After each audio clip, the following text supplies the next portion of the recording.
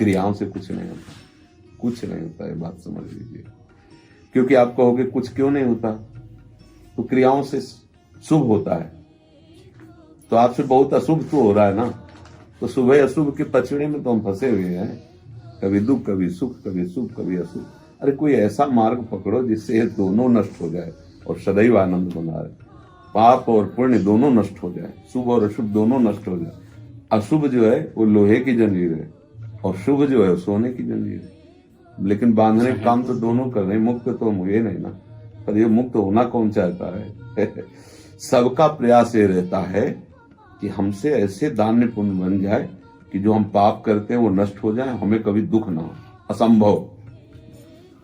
अगर शुभ का कर्म जो आपने किया है उसका फल है, तो अशुभ जो कर्म किया है वो बिना फल दिए नष्ट नहीं होगा। अवश्य में भोक्तव्यम कृतम कर्म शुभाशुभम, भगवान की वाणी है। अगर बचा जा सकता है तो एक ही उपाय है, भगवान की शरण में हो जाओ, तो वो दोनों खत्म कर देंगे आपकी, न शुभ न अशुभ। शुभ में जैसे स्वर्ग आदि लोक गए, अशुभ में नरक आदि गए। शुभ अशुभ दोनों का बचाव पक्ष रहता है, तो यहाँ गए मृत्यु लोक में आ गए, अलग अलग लोक का। और भगवान की शरण में होकर के हमसे जो भी शुभ अशुभ बने या बनेंगे, वो करुणा निधान तो गुण अवगुण जितने भी हैं वो हमें बांध नहीं सकते, क्योंकि हम प्रभु की शरण में फिर वो सम्मान करते। ये बात समझ में जल्दी है। हम मन के द्वारा प्रेरित होकर शुभ कर्म भी करते हैं, बड़े बड़े हत्यारे भी शुभ कर्म करते हैं, वो देवी में घंटा चढ़ाते हैं, ऐसा वैसा सब। कोई बड़े बड़े चोर डाकू ये भी तो शुभ कर्म करते हैं। ऐसा नहीं कि कोई भी सृष्टि में नहीं जिससे केवल शुभ हो या केवल अशुभ हो, ऐसा नहीं हो सकता। प्रकृति है 3 गुणों के द्वारा बनी, सतोगुण रजोगुण तमोगुण। तो बड़े बड़े जो शुभ कार्य करने वाले, जब तमोगुण आता है तो उनसे भी अशुभ बन जाता है, जब रजोगुण आ जाता है उनसे भी भोग चेष्टाएं हो जाती है, क्योंकि गुण धर्म का प्रभाव है। भगवान की भक्ति इन गुणों से ऊपर उठा देती है, त्रिगुणातीत कर देती है।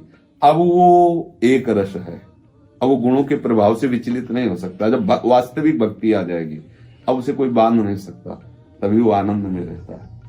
पर इस आनंद को पाना कहां कोई चाहता है?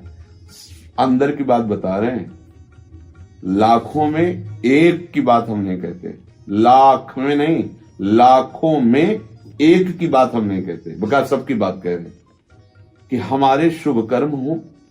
शुभ कर्म का फल ये हो कि जो हमारी वासना से अशुभ कर्म हो रहे हो वो क्षमा हो जाए, वो गलती क्षमा हो जाए, और मैं कभी दुख ना पाऊं, जैसा चाहूं वैसी सुविधा बनती रहे, बस बढ़िया सुख पूर्वक जीवन हो। ये लाखों में एक की बात नहीं, सबकी बात है। एक कोई ऐसा होगा कि चाहे जितना कष्ट मिले, बस इस जन्म में प्रभु मिल जाए।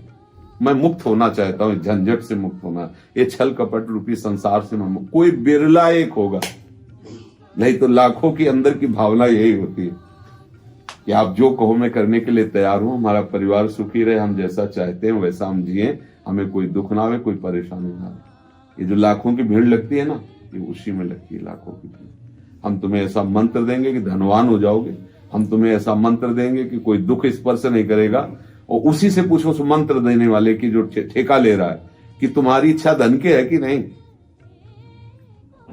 अगर इस मंत्र से धनवान ऐसे हो जाते कि इच्छा न होती, तो आप पहले हो जाते।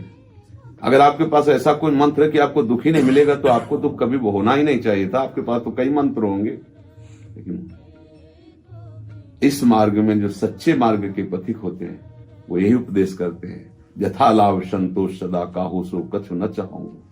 चाहे जैसी परिस्थिति हो, मुझे सहने की ताकत मिले, और उस परिस्थिति में मैं प्रभु को भूलू ना, कभी गलत काम न करूं, और सच्चे मार्ग का पथिक बनूं। चाहे जितना कष्ट मिले, मुझे इसकी कोई परवाह नहीं। वो सच्चे मार्ग का पथिक होता है।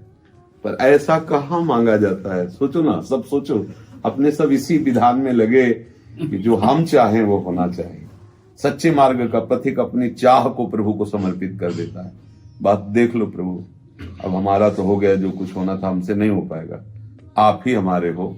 हमारी चाह कभी पूर्ण न हो, आपकी चाह की सदैव जय हो। आप जैसा चाहो वैसा ही हो, और ये मैं स्वीकार करूं, मुझे आप चाहिए। अब ये कोई लाखों में एक चाहता है, कोई लाखों में। ये बड़े भाग्य की बात है जिसके मन में बात आ जाए।